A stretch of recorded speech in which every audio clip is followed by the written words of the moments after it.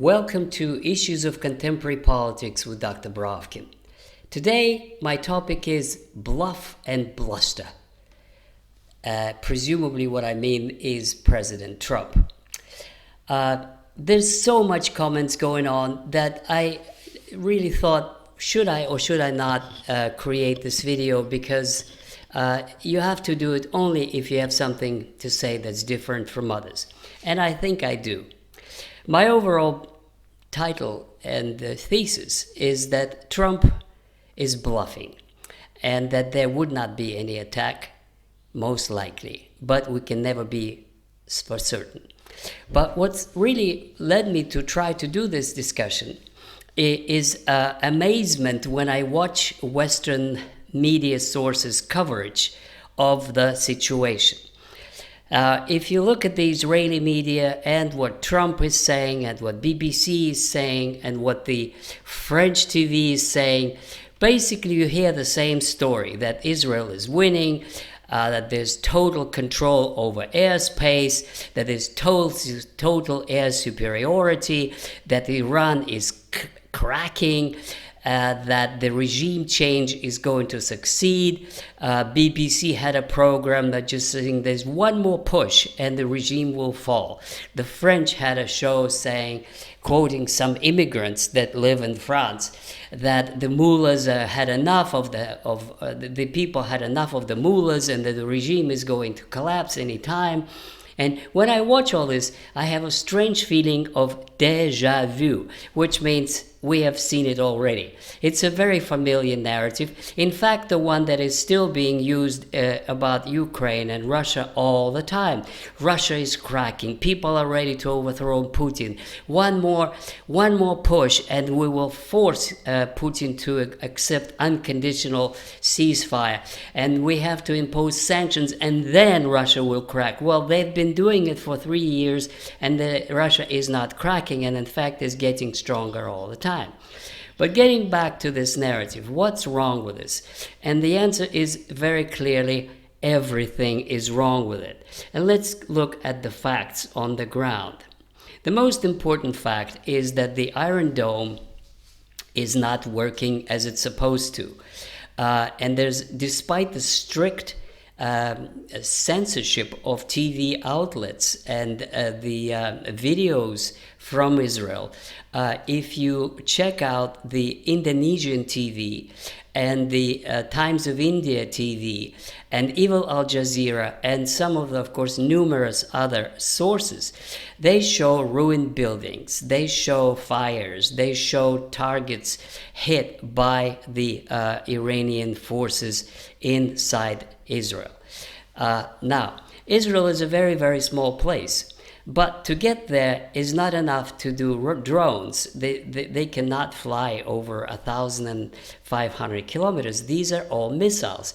And the Iranians have a whole lot of these missiles. And it seems like their tactics is that the cheaper ones, exhaust the air defense system, and then comes the real big ones. And they do hit the targets.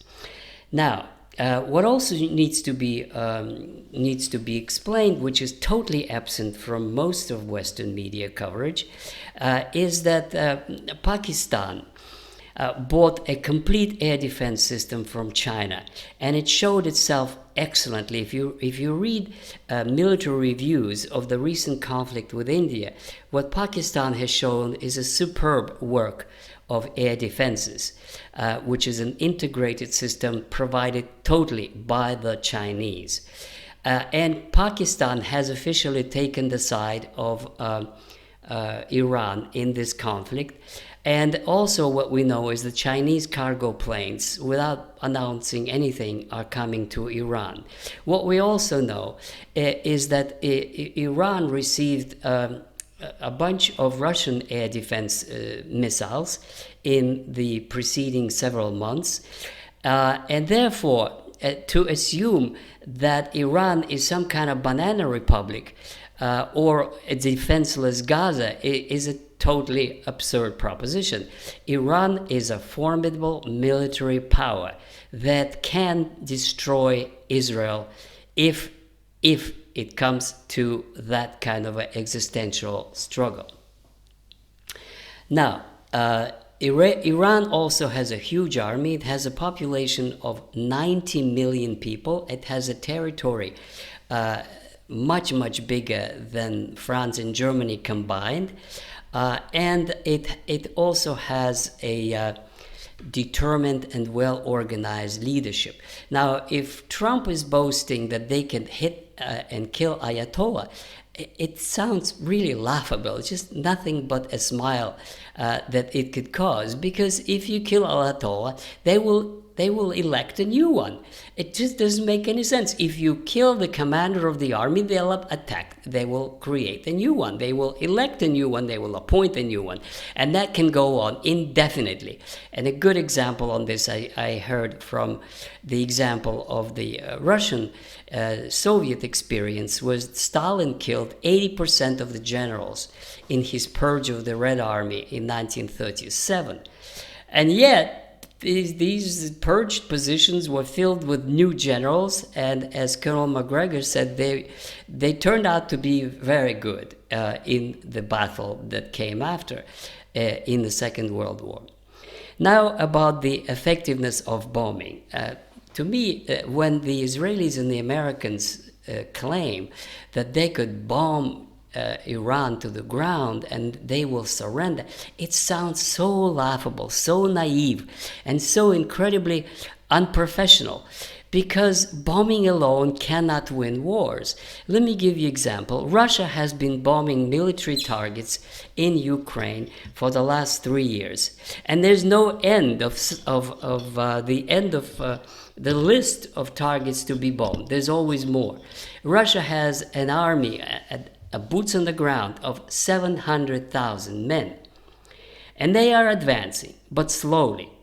Now, neither the United States nor Israel, or both of them combined, are not in the position to put 700,000 men fighting at the front in Iran. It's just impossible. Impossible. How would they deliver them there? Well, where would they get the weapon? The land operation is impossible. And with bombing alone, it is absolutely, totally impossible to defeat Iran and force it to do anything. Therefore, this whole operation is a bluff and bluster. Now, one could say, well, but they did it in Iraq. And they did it in Libya, and they did it in Syria. When the answer is very simple. Iran is not Iraq, is not Syria, and is not Libya.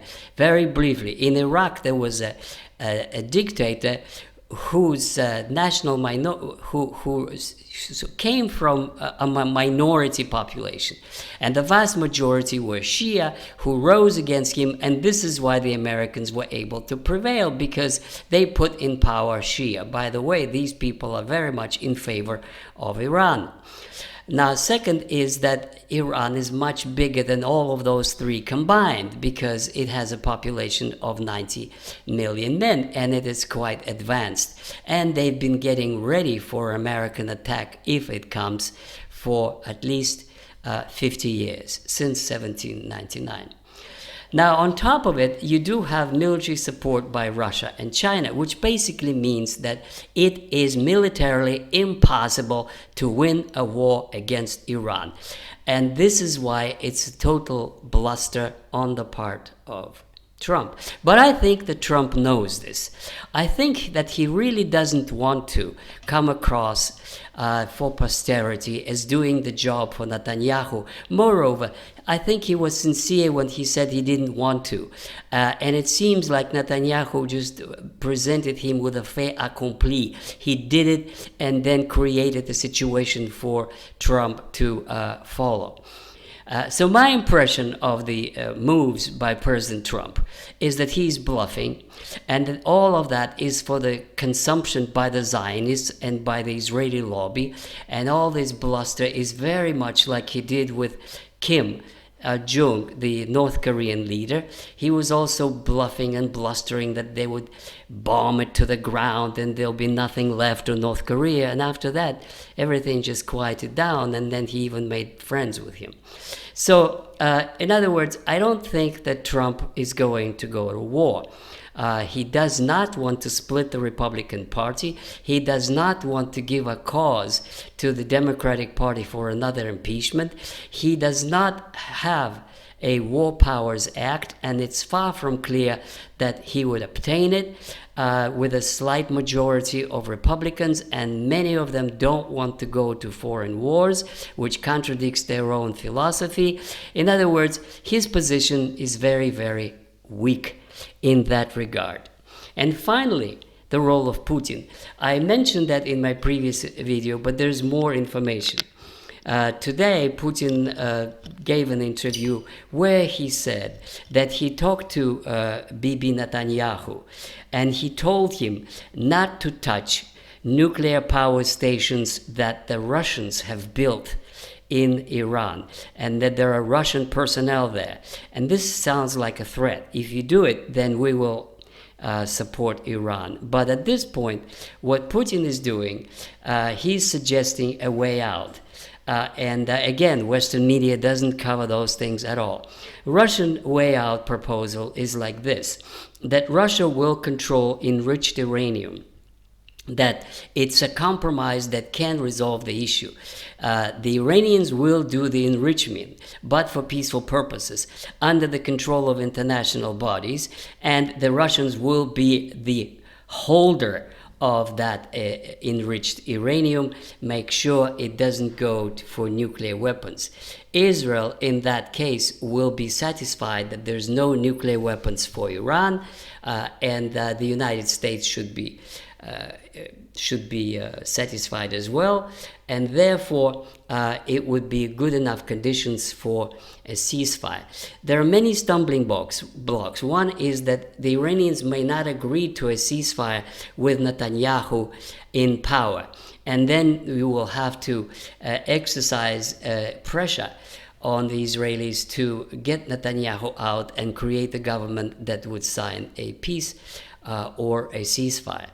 And last point is that the Israeli society, as I already mentioned, does not have much resilience. It's a small country. Many people are rich enough or prosperous enough to get the ticket to Europe and leave it. The economy is already under severe strain from the occupation of the Gaza, and it will not and cannot endure indefinite bombardments from Iran, whereas Iran can sustain those bombardments for months and for years. This is a big country and they're used to it, and despite the casualties, they have nowhere to go and they have to hold on. So for all these reasons, my dear listeners, I believe that Trump, unless he's totally crazy and lost control of himself or of his government, is not going to bomb Iran, and there may be the beginnings of a peace deal in the making. Thank you. Bye-bye.